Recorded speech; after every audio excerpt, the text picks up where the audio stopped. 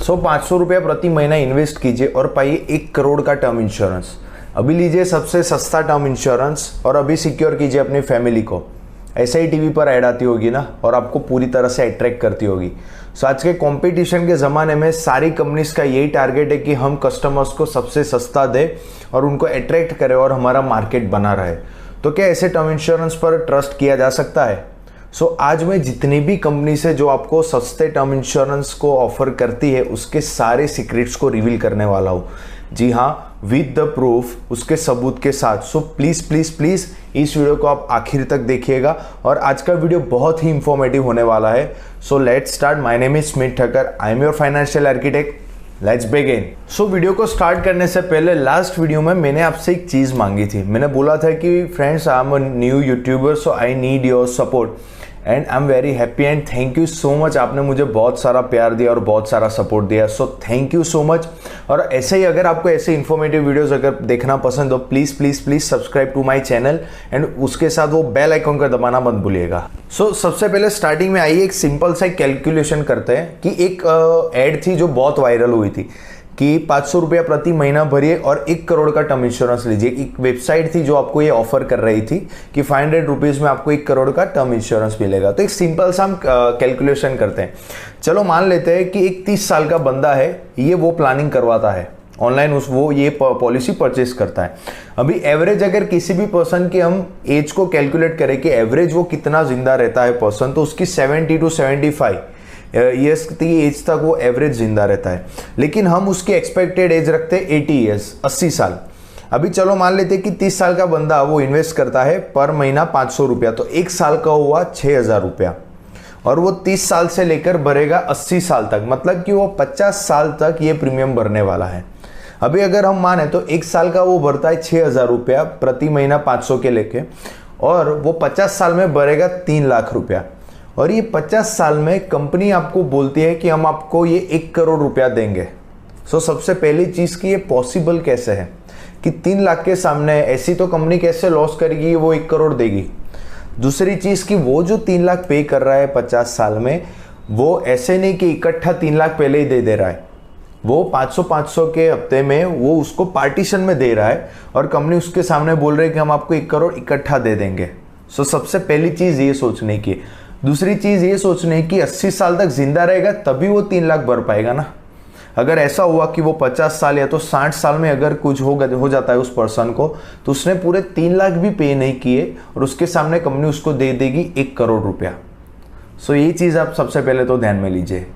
चलो भाई, पहले ये तो पता चल गया। अभी हम डिटेल में ये जानेंगे कि ये जो सारी इंश्योरेंस कंपनीज है वो वर्क कैसे करती है और सस्ते टर्म इंश्योरेंस में अगर आप इन्वेस्टमेंट करते हो तो आपका कहाँ पे क्या रिस्क रहता है। तो उसके लिए हमें जाना पड़ेगा मेरी लैपटॉप स्क्रीन पे। Let's go.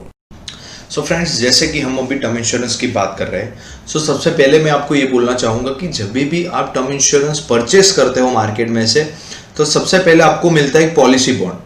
ये जो पॉलिसी बॉन्ड रहती है उसके अंदर सारी उसकी टर्म्स, कंडीशंस और डिटेल्स लिखी हुई रहती है। लेकिन जनरली हम लोग वो बॉन्ड्स को नहीं पढ़ते कभी, बिकॉज इतने छोटे अक्षरों और इतना सारा पढ़े भी कौन, बहुत बोरिंग लगता है। लेकिन मैंने वो सारे बॉन्ड्स की स्टडी की है और उसके बेस पे मैंने एक प्रेजेंटेशन रेडी किया है। प्लीज इसको बहुत ध्यान से आप देखिएगा। यहां पे हम बात करें टर्म इंश्योरेंस के बारे में,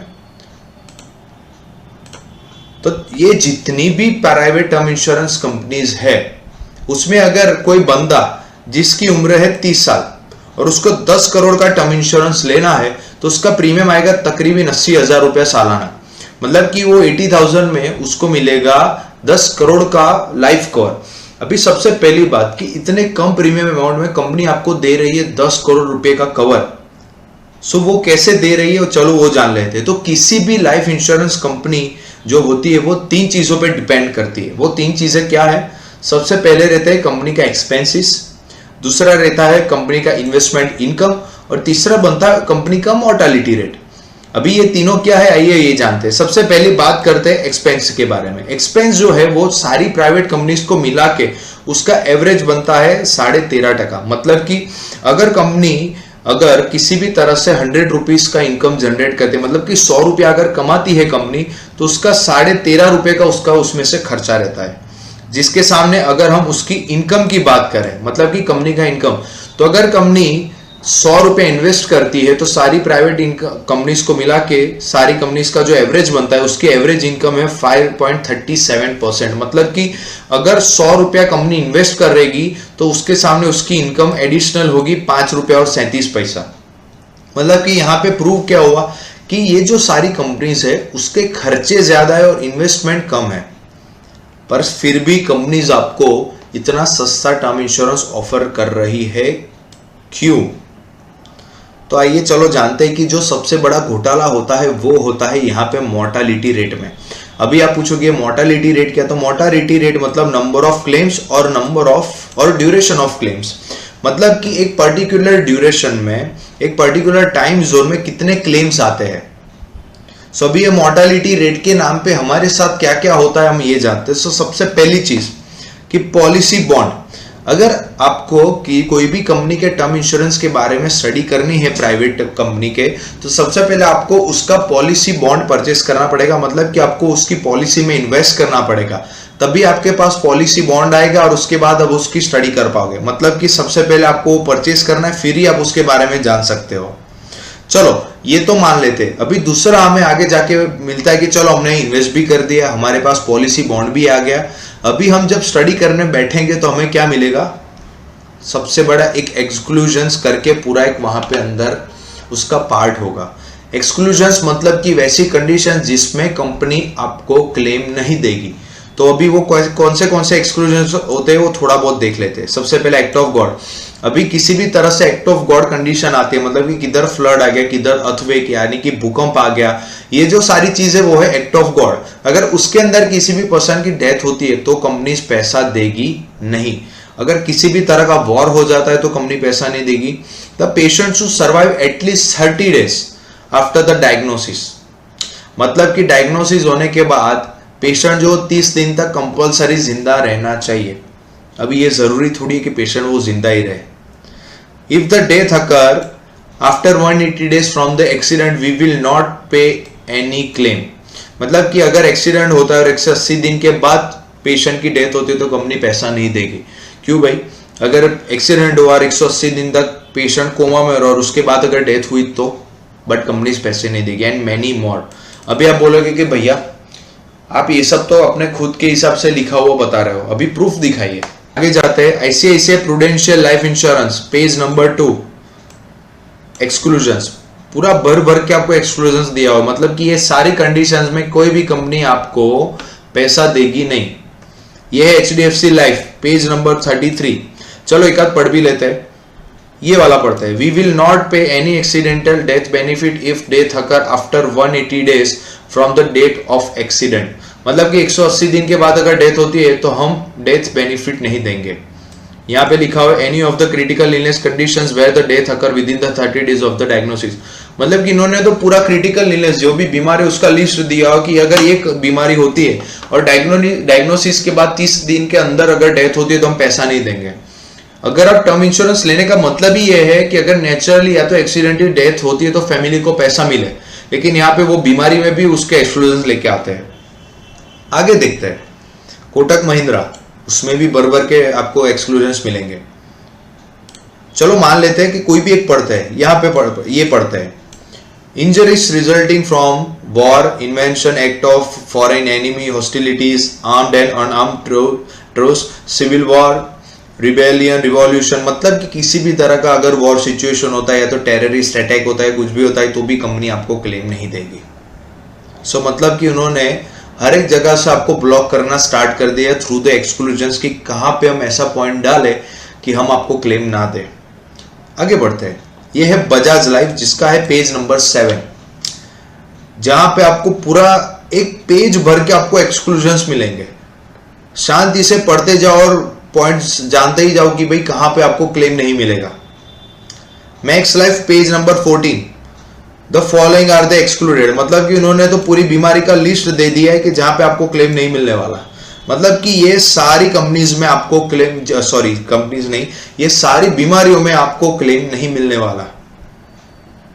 सो अभी ये सब जानने के बाद अभी भी आपको ट्रस्ट है ज्यादा ये सस्ते टर्म इंश्योरेंस पे, तो सबसे डेंजर लॉ जो उसमें रहता है, क्लॉ है, वो है फोर्स मेजर क्लॉ।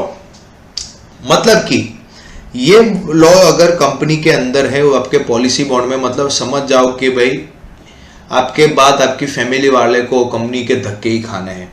सो ये लॉ क्या कहता है वो चलो जान लेते हैं।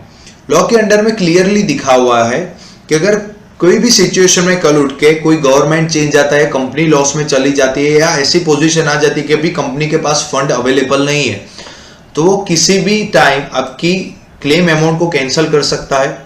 कभी आपकी मैच्योरिटी कंपनी कैंसिल कर सकती है, कभी भी आपका प्रीमियम बढ़ा सकती है, और कभी भी आपकी पॉलिसी ही कैंसिल कर सकती है। मतलब कि हम जो भी एप्लीकेशन फॉर्म भरते हैं उसमें हम सारी अथॉरिटी कंपनी को दे ही देते हैं।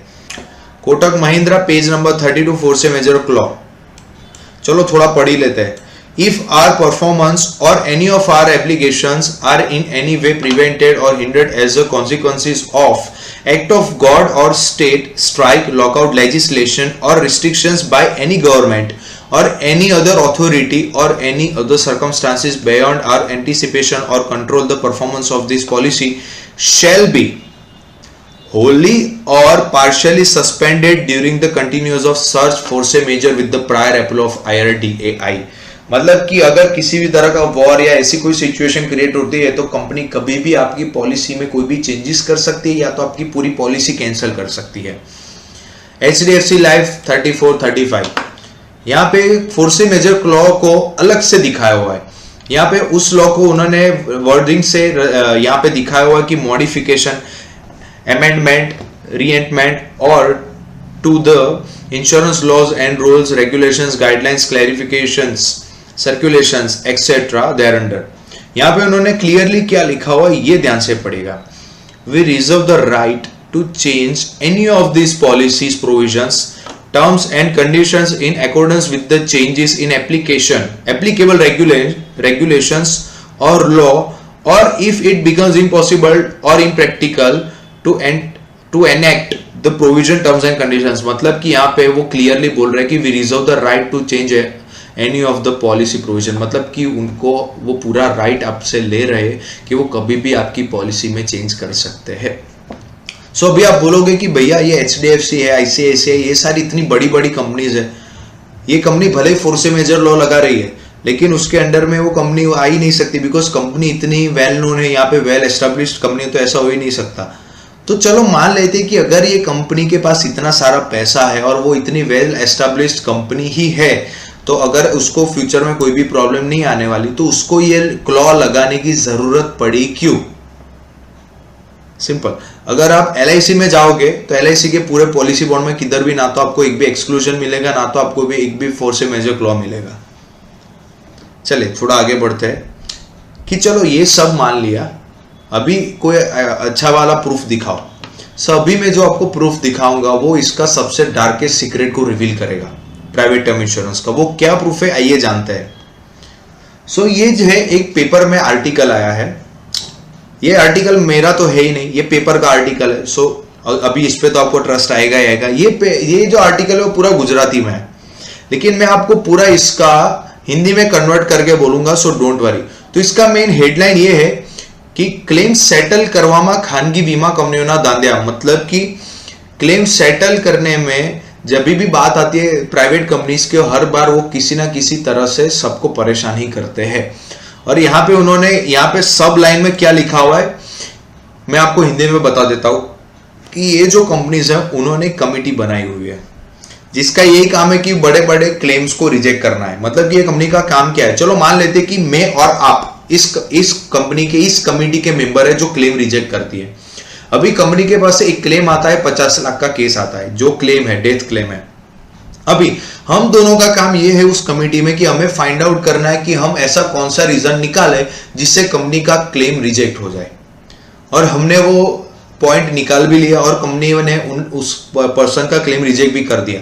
तो हमने कंपनी के 50 लाख बचाए, तो कंपनी हमें उसका 2% दे देगी, 2% दे देगी।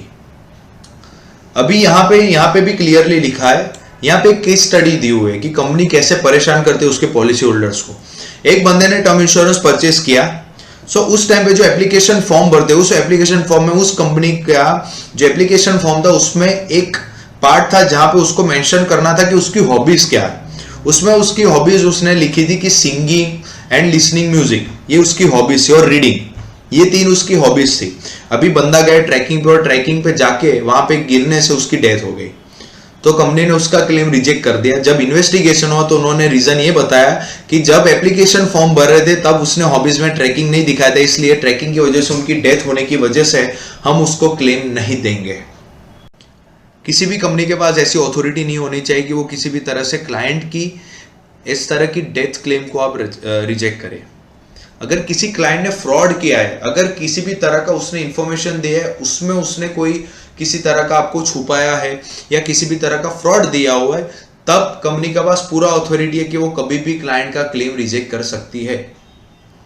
लेकिन जब क्लाइंट एक टर्म इंश्योरेंस लेता है तो उसका एक मेडिकल चेकअप होता है, उसके बेस पे जब भी कंपनी उसको देती है तो ये कंपनी की रिस्पॉन्सिबिलिटी बनती है कि कंपनी उसको पूरे का पूरा क्लेम दे, बट यहाँ पे ऐसा नहीं होता है। सो फ्रेंड्स, आई होप आपको अभी पता चल गया होगा कि आपको इन सारी कंपनीज में कितने हद तक ट्रस्ट करना है।